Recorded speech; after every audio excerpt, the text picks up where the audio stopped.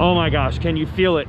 Can you feel the NRG of a Brayton podium? This is unbelievable. It truly is kind of unbelievable the way this entire race turned out. We will recap the second round of Monster Energy Supercross. I'll walk into traffic. I'm stoked, Steve. Those cars will bounce off me. Celebrating. You can't hurt me right now with Brayton pulling off an almost improbable podium. Not just the fact that, as he said, he's 36 going on 37, but think of the ridiculous circumstances that happened in this race. I do not even know where to start, but at the beginning of every season, when we say anything can happen and anyone can win, this is the type of drama that we are talking about. Eli Tomac is your race winner, but that doesn't nearly even remotely closely describe what that means, because Tomac got yarded early in the race by the kids. Chase Sexton, Adam Cianciarulo were absolutely hauling. They were pulling away at an alarming rate. Sexton dominated his heat. In the other heat, Cianciarulo was faster than Tomac. He had to pass him. He did. He quadded over him. It looked like it was going to be the kids' night until it was not. I'm going to take one lap through here without the blue, within the blue lines. Don't worry. What's up, gang? Gotta see the wristband. Yeah, here we go. I'm in here somewhere. You're good to go. Was that a good race? Have a good race? Okay. Well, security guys didn't get to watch it. Not you guys. There's one fan there. I'm allowed to show a little bit of the pits. I just got to stay within the lines. Tomac won the race, but he had to outlast him this time. And Cianciarulo ended up going down in the sand. And then 2 laps later, Sexton did the same thing. Cianciarulo had a tip over, but Sexton's crash was brutal. And he did walk away, but I've got to wonder if he's going to have some residual effects.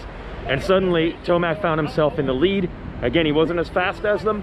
Maybe he was trying to outlast them. Maybe the race just came to him. Either way, he's going to take it. All I know is like the opening laps were crazy fast. Chase was going really fast. Adam was going really fast. I'm just like, this is going to be insane for 29 laps, you know, and they both made mistakes, but that pace was pretty wild early on. And then in the middle, it was kind of like trying to manage Zach, and then Zach, he was creeping a couple of tenths a lap on me, and I couldn't really figure out where I was losing the time. And then I got to say 4 or 5 minutes, or I shouldn't have said halfway. I should have said like 5 minutes left. I'm like, all right, I have to go now. And I pushed a little bit harder, and that's what really got me through, you know, to the end. Hey, just a quick reminder, the Weege post-race show brought to you by Racetech and their gold valves. I'd even take bronze valves right now, like a 3rd place finish out of Brayton. The gold, it'll make your forks work that much better. You were talking plusher, better bottoming resistance, and more traction, and it's all made and engineered in the USA. So go to racetech.com.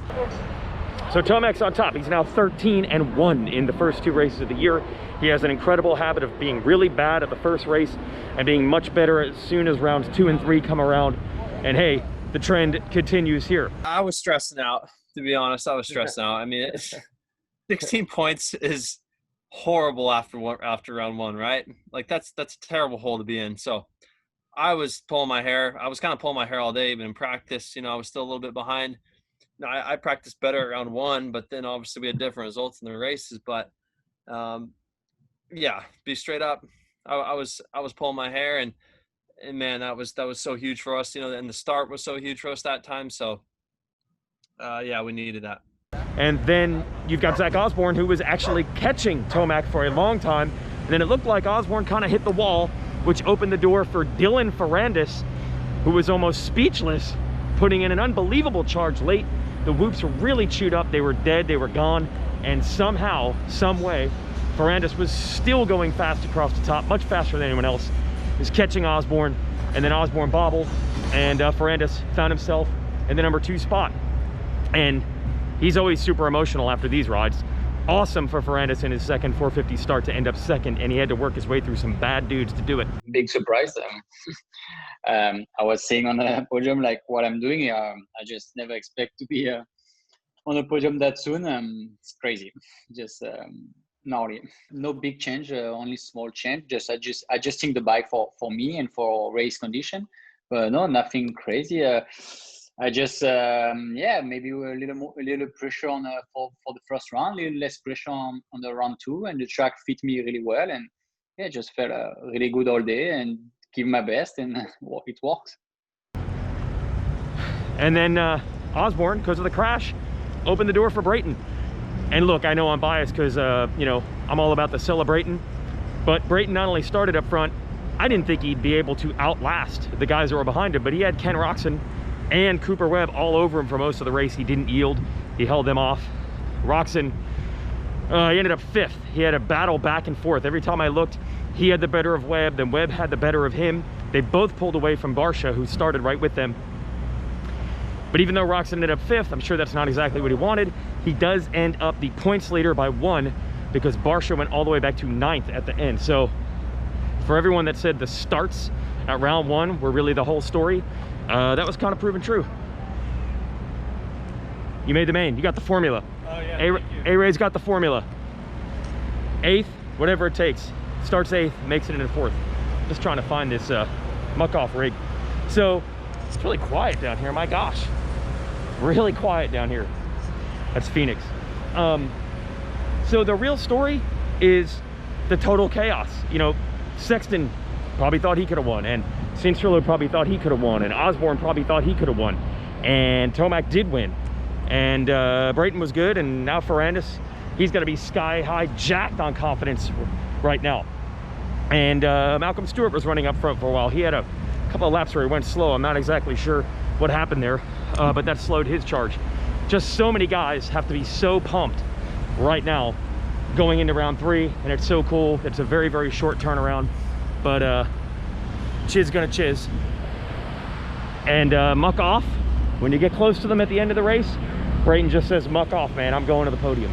I'm not 37 yet. I'm only 36. So I'll be 37 in March. But yeah, these are hard to come by. These are so hard to come by. I don't care who you are, a 450 podium in this field. I'm sure nobody expected me to do this, especially at round 2. And even do what I did at round 1. I think it surprised a lot of people. But for me, this new Honda is awesome. Being with some familiar faces with Yuri Konski from Australia. You know, I've been a part of that team now for 4+ years. And it's just fun. It's fun. We're a you know, a smaller team with big effort, you know, and it's rewarding to get it done. And yeah, it's, like I said, man, it's hard to come by, and we're definitely going to enjoy it. Unfortunately, we don't have a massive celebration down here because it's, you know, you can't really have a bunch of people in the pits, but it's certainly good times. Podium! Podium! Yeah! On to Saturday. My gosh, what a race. How many storylines can we talk about? And I hope Chase Sexton's okay, because we'd like to see that performance again.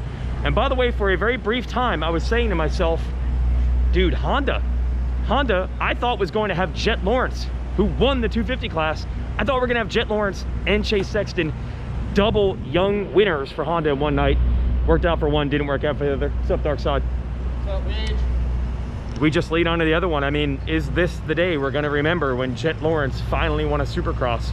Still pretty early. The first of many? Yeah, it's definitely good to get this first win out. And yeah, it's I think I'm 3rd in the championship now, which is good from going from 6th in the first round. And I think I'm 4 points off, I think I was, or something that I heard. I'm not 100% sure. But yeah, no, it's really good to get this first win out of the way, because now obviously they always say the first win's the hardest one to get, and now the rest are definitely not as easy, but they're definitely going to be not as hard as that first one. Not much of a long wait, but no, it's really cool. This one was special because obviously A2 was 366 days ago, so it was really cool to kind of do it around the same time as there, and no, it was definitely meant a lot. Man, what a season. I wish there were more fans here to be able to enjoy this stuff. But great racing solves everything, and you definitely leave with a little bit of pep in your step after a night of awesome racing like that. We'll see if he can keep it going. Eli Tomac. There's Zach Osborne. All right, I'm going to see you guys. I just want to jump in. Jett, is that a Hot Pocket? No, it's not a Hot Pocket. No, it's protein. Protein pocket? Yep, exactly that. Nothing less, nothing more, just that.